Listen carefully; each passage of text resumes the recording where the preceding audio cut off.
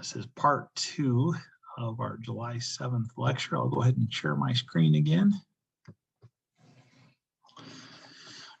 And so when we start applying these different failure theories, we can kind of see what happens. Pure torsion, for example, remember, if you think about that on a Mohr circle, the normal stress would be 0, and you'd have a positive shear, negative shear on your Mohr circle. And so if you draw a circle, your sigma 1 and sigma 2 would just be a positive tau and a minus tau.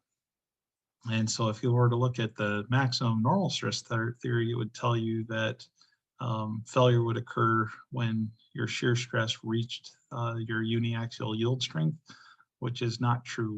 We saw that failure occurs at about half the uniaxial yield strength from maximum shear stress theory. Tau max is sigma y over 2, what we just indicated, which is about 0.5 times the yield strength. Then when we apply the maximum distortion energy theory, it gets us a little bit closer. It's square root of 6 over the square root of 2. When you work all that through, that's 3 times 2, and so square root of 3. And then divide by that square root of 3 will give you 0.577. And so maximum distortion energy predicts that failure will occur when your shear stress is equal to 0.577 times the yield strength. And for real materials and pure torsion, it's a little bit higher, around that 0.6 times the uniaxial yield strength. And so we kind of started with an about half. Maximum distortion energy raises at 0.577, and then real materials around 0.6. But again, when you start looking at defects in the materials and things like that, that's going to cause a distribution of that failure stress. And so there's nothing that's like a concrete number.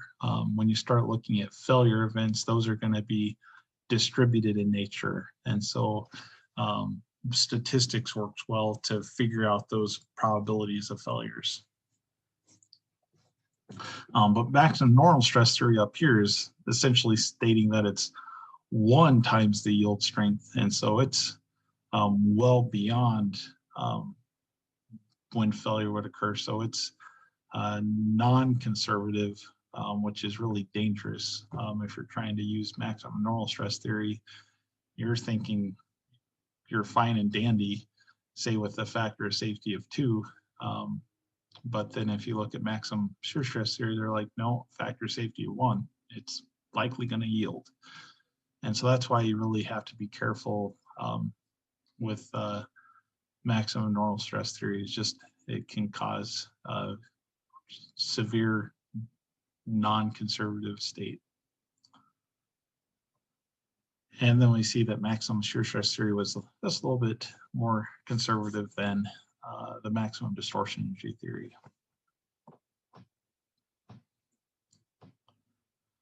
Then when we start looking at that original case that we brought forward, looking at the hydrostatic state of stress, that the material doesn't fail at all.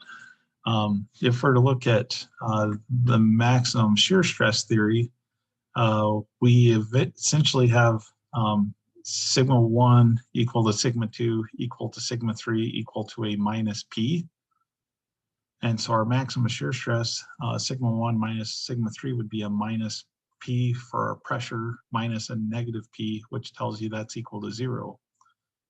And so essentially our hydrostatic state of stress results in 0 equivalent uniaxial stress, which highlights that even though you're under a hydrostatic state of stress, the material itself isn't seeing anything in relation to an equivalent uniaxial state of stress, which would tell you that the material is not going to fail. P could be anything, and the material is still going to see essentially a 0 state of stress. And you then see the same thing with the maximum distortion energy theory. All of those are differences. And so if you put minus P into all of those are going to be 0. And so both the maximum shear stress theory and distortion energy theory are able to capture that odd hydrostatic stress behavior, that your equivalent uniaxial stress is 0, and so it predicts that yielding does not occur. However, if you look at maximum normal stress theory again, all the principal stresses are minus P, which tells you that your equivalent uniaxial state of stress is that minus P or P, if you look at the absolute value. And so when that pressure reaches the yield strength of the material, it's going to predict failure, which again is not true. It's not going to yield in that situation under that combined state of stress. And so we've seen a couple places now where the maximum normal stress theory just does not match what you see with real materials. It's non-conservative when you're looking at pure torsion. It over predicts the strength. And then for hydrostatic stress, it predicts failure when it will not occur. And so we see multiple instances where the maximum normal stress theory does not predict things properly. And so then we can look at what's referred to as failure envelopes. If we were to look at the uniaxial yield strength of the material, which if we have the uniaxial yield strength out here at this intersection, that would be the stress at which the material yields in a uniaxial manner. And so if we look at this on a biaxial plane, this point represents a uniaxial state of stress. You have sigma 1 equal to the yield strength here, sigma 2 is equal to 0. As soon as you move away from that and you have a biaxial state of stress, the material is going to respond differently. And so maximum normal stress theory is just a box around with that equal to the uniaxial yield strength. And then the maximum shear stress theory, the only difference there is in quadrants 2 and 4, where it lops it off at a 45-degree angle. And so we can see the pure torsion line runs at a 45-degree angle downward through this. And so that's pure torsion, and maximum shear stress theory predicts that failure is going to occur right here at the dashed line, where maximum normal stress theory is way out here. And so the main thing with your state of stress, if it plots within the failure envelope, you're going to be fine. You're going to have a factor safety above 1. As soon as you go beyond the failure envelope, that's when yielding would be predicted. And so maximum shear stress theory just lops those off at 45 degrees. And then the maximum distortion energy theory really kind of turns that into an ellipse. Still, all three go through the same point here, but you get a little bump out in quadrants 1 and 2, or 1 and 3, sorry. And then again, you get a little bump out in quadrants 2 and 4. And again, pure torsion, you kind of see that you have a little bit of extra space there for your states of stress to reside in and still be within the safety as defined by the maximum distortion energy theory. And so just remember, quadrants 1 is a case of tensile stresses on both the 1 and 2 plane for a state of plane stress. And so you do end up with kind of a biaxial strengthening where it kind of pushes the envelope out a little bit in those quadrants. And you can see the same in 2 and 4 where it gets bumped out a little bit just to form that ellipse. And next, we'll open up the PowerPoint that I posted out there, just to show you then real materials and how they show up in terms of failing in relation to those failure envelopes. These two figures I pulled from Dowling's textbook on the mechanical behavior of materials. And we have more ductile materials in this top list versus a brittle material, gray cast iron in the bottom. And so kind of what we'll see when we look at this, one thing they've done is they've looked at the ratio of the actual state of stress versus the yield strength. And so they do a sigma C, and they say that's equal to the yield strength here, which is sigma naught. And so that one just represents the uniaxial yield strength in both cases. And so if we look at a nickel, chromium, molybdenum type steel with the circles, we see that follows around nicely in the first quadrant. You can see it's fairly split, some failing before, some afterwards for maximum distortion energy theory. And they're all pretty much beyond the failure envelope defined by the maximum normal stress and the maximum shear stress. And so we kind of see in this quadrant where, again, the maximum shear stress is a little bit more conservative than the maximum distortion energy theory. Same thing for the 1023 steel.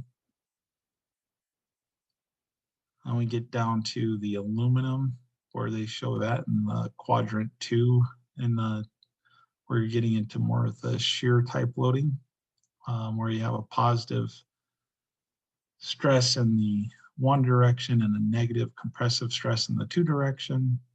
And that's pretty apparent that it's following much more closely the maximum distortion energy theory in that realm. I guess we had a couple nickel, chromium, molybdenum shown there too, again, looking good from the maximum distortion energy standpoint.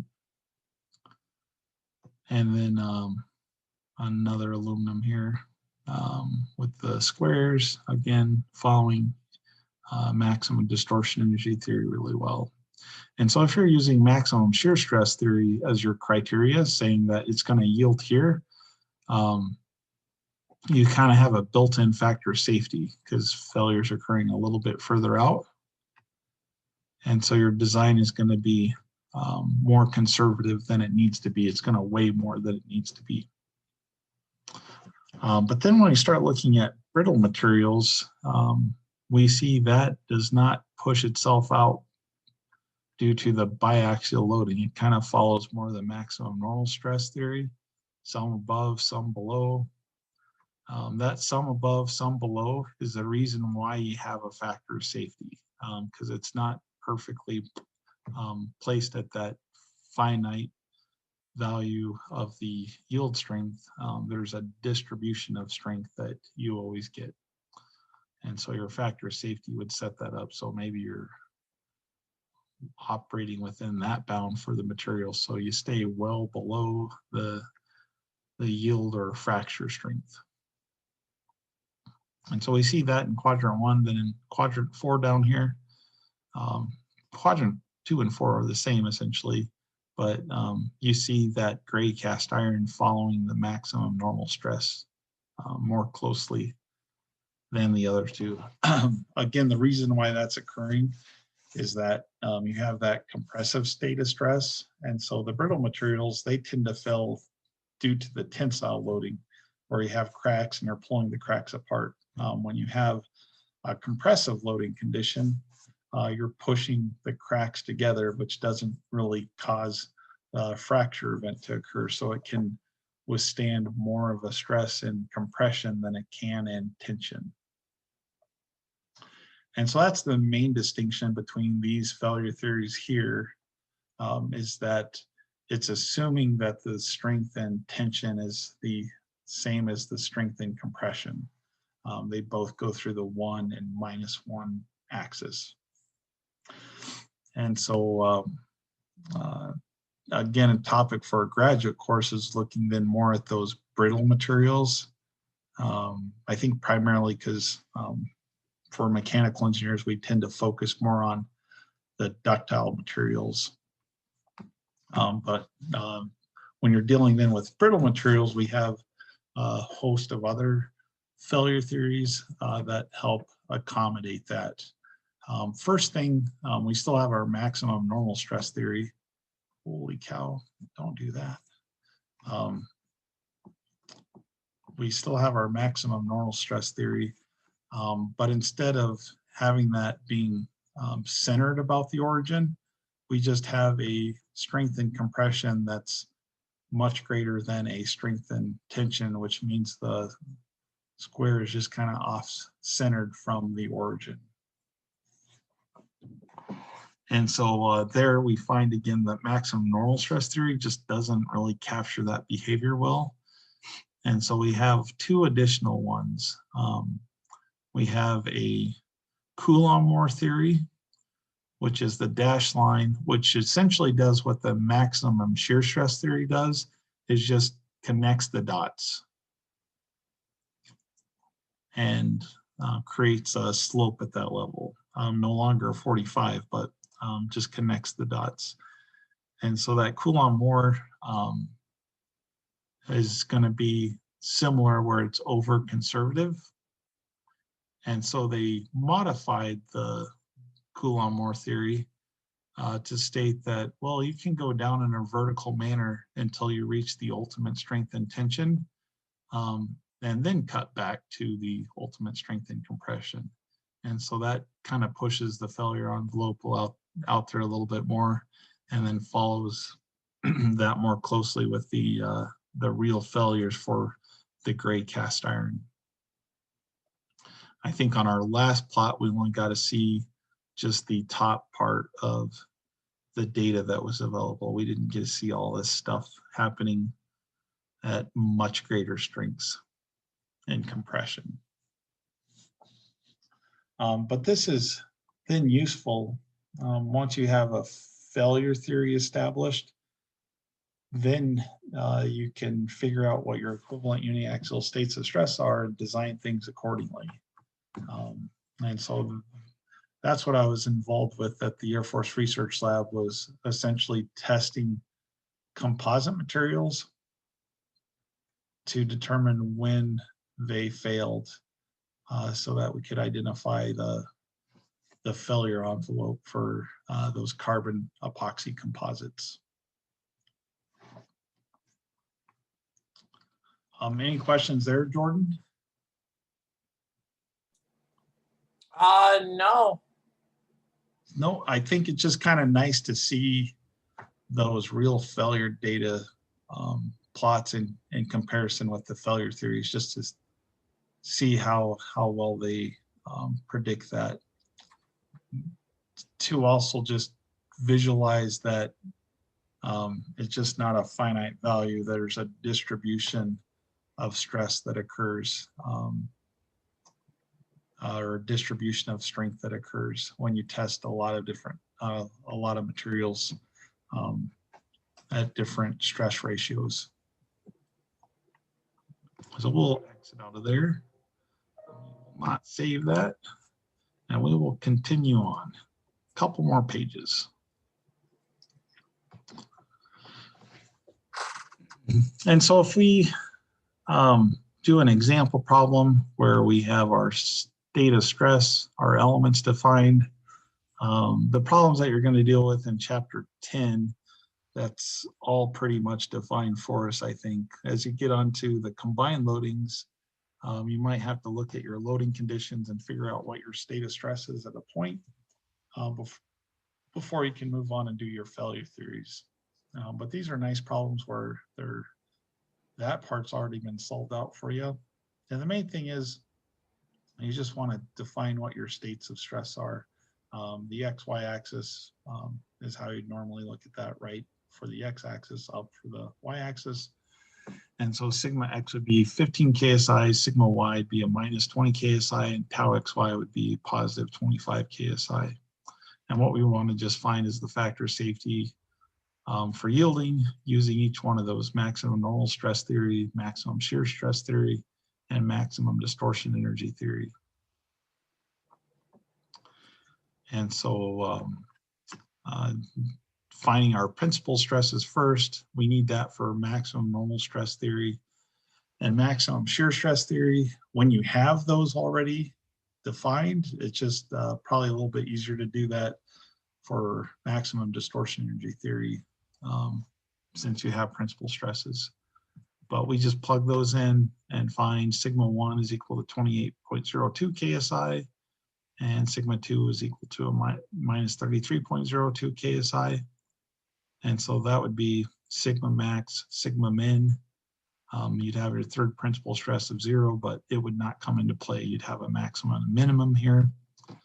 And so if you look at the maximum normal stress theory of A, you would have N is equal to the yield strength divided by the maximum overall in magnitude, which would be your 33.02 KSI.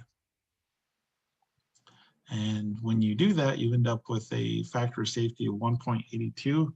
And so you think you're fine and dandy with your design because you have a factor of safety of greater than 1 and it does not predict yielding. But then you move on to the maximum shear stress theory, and sigma E is equal to sigma max minus sigma min. So 28.02 minus a negative 33.02. And you end up with 61.04 KSI. And when you then solve the factor of safety yield strength over sigma equivalent, you end up with 0.983, which is now less than 1, so yielding is predicted.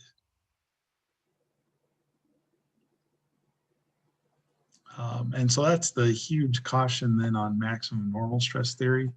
When you're looking at these just as numbers, if you do maximum normal stress theory, you get a number that looks good. It's greater than 1. But again, it doesn't model the real material behavior well. And so when we get to something that does, maximum shear stress theory tells us that it's going to potentially yield since it's less than 1.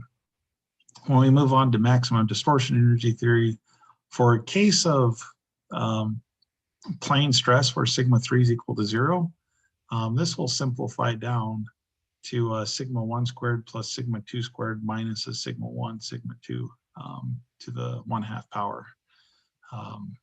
Essentially, you have 2 sigma 1 squared there, 2 sigma 2 squareds there, and so you can pull out a 2 within that square root, and so those will cancel out in the front. So that's a little quicker when you have a principal or a case of plane stress. And when we plug our values into that, we find that the equivalent uniaxial stress for maximum distortion energy theory is 52.92, which gives us a 1.13 for the factor of safety, and yielding is not predicted. So if we go back up to our figure, that state of stress is somewhere in between this dashed line and the maximum distortion energy theory. And so yielding is predicted for the maximum shear stress theory, but it's not predicted for the maximum distortion energy theory. It's just within that failure envelope, but the maximum normal stress theory is way off. It's thinking that's perfectly fine. It's well within the failure envelope, and that's not the case. And so that's the biggest warning there, again, is again to make use of the maximum shear stress theory. It'll be overly conservative, or if you want to push the envelope of the material, making use of the maximum distortion energy theory. I just had the other notes from the past. We talked about theory of elasticity and mechanics and materials approach already, so we don't need to cover that again. But that really covers then the fundamentals of failure theories. And next we'll look more at combined loadings. And instead of being given this nice state of stress, looking at combined loadings to solve for this first, so that we can use our failure to cure theory principles from that. So the first thing that we'll look at is internal pressure vessels. They create a biaxial state of stress. And then there's a third principal stress on that inner wall. And so that'll be our first combined loading condition. And then we'll start looking into cases where we have a combined, say, axial load and torsional load. So you'll have a normal stress and a shear stress component. And it's really just that combination of loading that leads to then a multi-axial state of stress. But I'll stop sharing there. Do you have any further questions, Jordan? That all seems fairly straightforward. All right. And so that'll set us up well for our Friday discussion. And then we'll have homework due then next Saturday related to failure theories and combined loadings. So we're in good shape for continuing on this summer semester. But thanks for your time, and we will see you on Friday. See you on Friday.